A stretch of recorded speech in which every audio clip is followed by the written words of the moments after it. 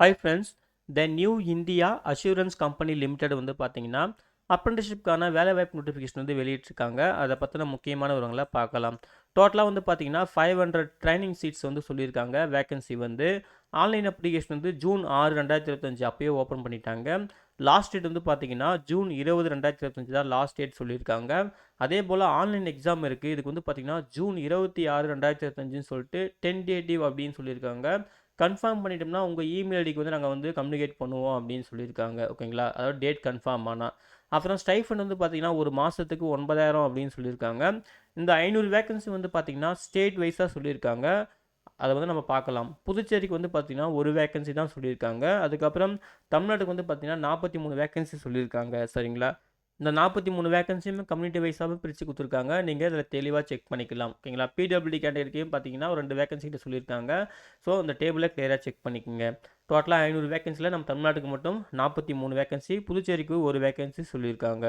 சரிங்களா, இந்த வேகன்சி வந்து பார்த்தீங்கன்னா ஒரு டென்டேட்டிவ் தான், மேபி வந்து சேஞ்சும் ஆகலாம். அந்த ரெக்ரூட்மெண்ட் அந்த அந்த ஸ்டேஜில் பொறுத்து இருக்கும் அப்படின்னு சொல்லியிருக்காங்க. அதே போல் வந்து பார்த்தீங்கன்னா ரீஜனல் ஆஃபீஸ் எந்தெந்த ரீஜனல் ஆஃபீஸ் வந்து எந்தெந்த ஸ்டேட் வந்து கவர் பண்ணும் அப்படின்னு சொல்லியிருக்காங்க. சென்னைக்கு வந்து பார்த்தீங்கன்னா அந்தமான் நிக்கோபார் ஐஸ்லாண்ட்ஸ், தமிழ்நாடு, புதுச்சேரின்னு சொல்லிட்டு ஸோ இந்த ஸ்டேட்லாம் வந்து பார்த்தீங்கன்னா இந்த சென்னையோட ரீஜனல் ஆஃபீஸ்க்கு வந்து கவர் ஆகும் அப்படின்னு சொல்லியிருக்காங்க. கோயம்புத்தூருக்கு வந்து பார்த்தீங்கன்னா தமிழ்நாடுன்னு சொல்லியிருக்காங்க. ஏன்னா கோயம்புத்தூர் வந்து ஒரு ரீஜனல் ஆஃபீஸ்னு சொல்லியிருக்காங்க. சரிங்களா, அதாவது ரீஜனல் ஆஃபீஸ் அது எந்த ஸ்டேட் வந்து பொறுத்து இருக்குது அப்படின்னு சொல்லிட்டு சென்னை, கோயம்புத்தூர் தமிழ்நாட்டில் வந்து கவர் ஆகும். அப்புறம் மதுரையும் வந்து பார்த்தீங்கன்னா இருக்குது, அது தமிழ்நாட்டில் வந்து கவர் ஆகும் அப்படின்னு சொல்லியிருக்காங்க. ஓகேங்களா, ஸோ கரெக்டான ரீஜனல் ஆஃபீஸ் வந்து நீங்கள் செலக்ட் பண்ணிக்கோங்க அப்ளை பண்ணும்போது. அப்புறம் இதுக்கு இந்தியன் சிட்டிசன்ஸ் யார் வேணாலும் அப்ளை பண்ணலாம்னு சொல்லியிருக்காங்க. அதே போல் ஒன்லி ஃப்ரெஷ் கேண்டிடேட் தான் இருக்கணும் அப்படின்னு சொல்லியிருக்காங்க. சரிங்களா, அதாவது நீங்கள் ஆல்ரெடி ட்ரைனிங் முடிச்சிருக்கக்கூடாது, நீங்கள் ட்ரைனிங்கும் போயிட்டுருக்கக்கூடாது, எந்த எக்ஸ்பீரியன்ஸுமே இருக்கக்கூடாதுன்னு சொல்லிட்டு தெளிவாக கொடுத்துருக்காங்க. அதே போல் வந்து பார்த்தீங்கன்னா நீங்கள் வந்து ஏதாவது ஒரு டிகிரி வந்து முடிச்சிருக்கணும். ஓகேங்களா, ஏதாவது ஒரு டிகிரி வந்து ரெகுலர் ஃபுல் டைமில் முடிச்சிருக்கணும். அந்த டிகிரி வந்து பார்த்தீங்கன்னா நீங்கள் வந்து பாஸ் பண்ண அந்த டேட் வந்து பாருங்கள் 1 ஏப்ரல் 2021 அன்றைக்கோ இல்லை அதற்கு பிறகோ வந்து பார்த்தீங்கன்னா உங்கள் கிராஜுவேஷனை நீங்கள் பாஸ் பண்ணியிருக்கணும் அப்படின்னு சொல்லியிருக்காங்க. இந்த டேட்டுக்கு அன்றைக்கோ இல்லை அதற்கு பிறகோ 1 ஏப்ரல் 2021 சொல்லிட்டு தெளிவாக கொடுத்துருக்காங்க. அவங்க மட்டும் தான் அப்ளை பண்ணுறதுக்கு எலிஜிபிள். ஏஜ் லிமிட் வந்து பார்த்தீங்கன்னா மினிமம் 21 வயசு, மேக்ஸிமம் 30 வயசுன்னு சொல்லியிருக்காங்க.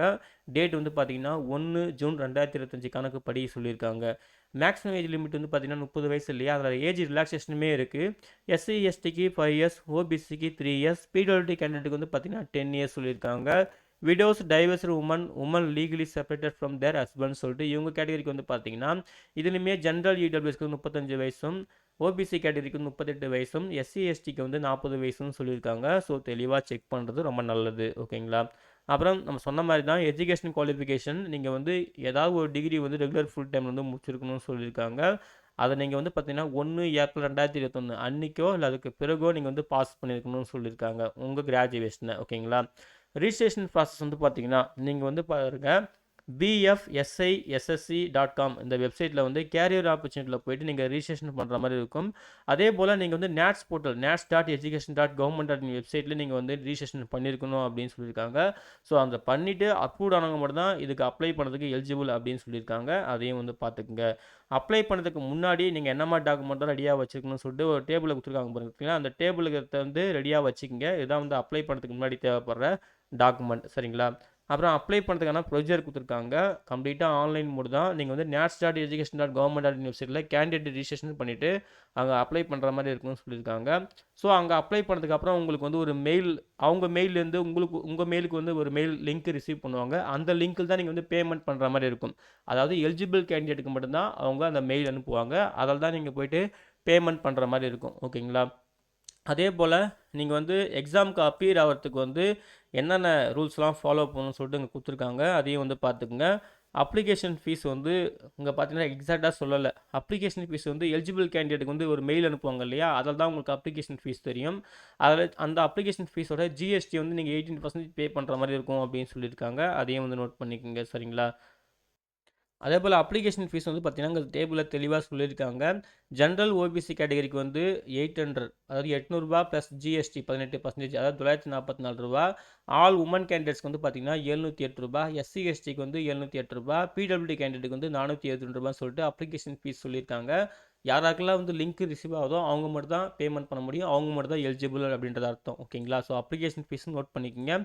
ஆன்லைன் எக்ஸாம் வந்து இருக்குது. அதாவது செலெக்ஷன் ஃபர்ஸ்ட் வந்து பார்த்தீங்கன்னா ஆன்லைன் எக்ஸாம் வந்து ஃபஸ்ட் ஸ்டேஜ். ஆன்லைன் எக்ஸாம் வந்து பார்த்தீங்கன்னா மொத்தம் ஒரு 4 டாபிக் இருக்குது. 100 கொஷின்ஸு 100 மார்க். ஓகேங்களா? ஒரு கொஷினுக்கு 1 மார்க்கு. எக்ஸாம் டைம் வந்து 60 மினிட்ஸ் சொல்லியிருக்காங்க. கொஷின் பேப்பர் வந்து பார்த்தீங்கன்னா இங்கிலீஷ், ஹிந்தி 2 லாங்குவேஜில் மட்டும் தான் இருக்கும்னு சொல்லியிருக்காங்க. ஓகேங்களா? அதுக்கு பிறகு வந்து பார்த்தீங்கன்னா, ஃபைனல் ரிசல்ட் வந்து உங்களுக்கு வந்து இமெயில் மூலியமா நாங்க கம்யூனிகேட் பண்ணுவோம். யாரெல்லாம் செலக்ட் ஆகிட்டீங்களோ அந்த ஆன்லைன் எக்ஸாம் பேஸ் பண்ணி இமெயில் மூலியமா செலக்ட் பண்ணுவோம் அப்படின்னு சொல்லியிருக்காங்க. அதுக்கு பிறகு வந்து பார்த்தீங்கன்னா, உங்களுக்கு வந்து local language, regional language test இருக்கும் அப்படின்னு சொல்லியிருக்காங்க. யாரெல்லாம் குவாலிஃபை ஆகிறீங்களோ டெஸ்ட்டில் வந்து அவங்களுக்கு வந்து ரீஜனல் லாங்குவேஜ் டெஸ்ட் இருக்கும் அப்படின்னு சொல்லியிருக்காங்க. அதாவது ஃபைனல் செலெக்ஷன் வந்து எப்படி இருக்கும்னா, ஃபஸ்ட்டு வந்து நீங்கள் அப்ளை பண்ணுற அந்த எலிஜிபிலிட்டி கண்டிஷன்ஸ் வந்து வெரிஃபை பண்ணுவோம். டாக்குமெண்ட் வெரிஃபிகேஷன், அப்புறம் உங்கள் ஆன்லைன் அப்ளிகேஷனோட அந்த டாக்குமெண்ட் வெரிஃபிகேஷன் ப்ளஸ் நீங்கள் ஆன்லைன் எக்ஸாமில் என்ன மார்க் எடுக்கிறீங்க, அப்புறம் ரீஜனல் லாங்குவேஜ் டெஸ்ட் இதெல்லாம் பேஸ் பண்ணி தான் ஃபைனல் செலெக்ஷனே இருக்குன்ற மாதிரி சொல்லியிருக்காங்க. டாக்குமெண்ட் வெரிஃபிகேஷன்ஸ்க்கு வந்து பார்த்தீங்கன்னா original plus self attested photo காப்பிலாம் எடுத்துகிட்டு வரணும். அதுக்கான லிஸ்ட்டு கொடுத்துருக்காங்க. ஃபிசிக்கல் மெடிக்கல் ஃபிட்னஸும் கண்டிப்பாக செக் பண்ணுவோம் அப்படின்னு சொல்லியிருக்காங்க. அதை செக் பண்ணதுக்கப்புறம் தான் உங்களுக்கு அப்பாயின்மெண்ட்டே ரிசீவ் பண்ணுவோம் சொல்லியிருக்காங்க. என்கேஜ்மெண்ட் பீரியட் வந்து பார்த்தீங்கன்னா 12 மந்த் சொல்லியிருக்காங்க. அதாவது 1 இயர் தான் உங்களுக்கு வந்து இருக்கும் அப்படின்னு சொல்லியிருக்காங்க. சரிங்களா? அதையும் வந்து பார்த்துக்குங்க. எந்த விதமான எம்ப்ளாய்மெண்ட் கேரண்டியும் கிடையாது. சரிங்களா? பியூரா வந்து அப்ரண்டிஸ்ஷிப் மட்டும்தான். அதே போல் பிடபிள்யூடி கேட்டகரிக்கான கிரைட்டேரியா கொடுத்துருக்காங்க. நீங்கள் தெளிவாக செக் பண்ணிக்கலாம். உங்களுக்கு என்ன மாதிரிலாம் வந்து டிசபிலிட்டி இருக்கலாம், என்ன மாதிரிலாம் ஒர்க் பண்ண வேண்டியது இருக்குன்னு சொல்லிட்டு அதையுமே கொடுத்துருக்காங்க. அதையும் வந்து செக் பண்ணிக்கோங்க. சரிங்களா? அப்புறம் சர்டிஃபிகேட் ஃபார்மேட்லாம் கொடுத்துருக்காங்க. உங்களுக்கு ஏதாவது தேவைப்பட்டால் அதையும் வந்து ப்ரிப்பேர்டாக வச்சுக்கோங்க. ஓகேங்களா? அந்த சர்டிஃபிகேட் ஃபார்மேட்லாம் இங்கே வந்து கொடுத்துருக்காங்க நோட்டிஃபிகேஷன்ஸில் வந்து. ஸோ அவ்வளோதான் ஃப்ரெண்ட்ஸ்.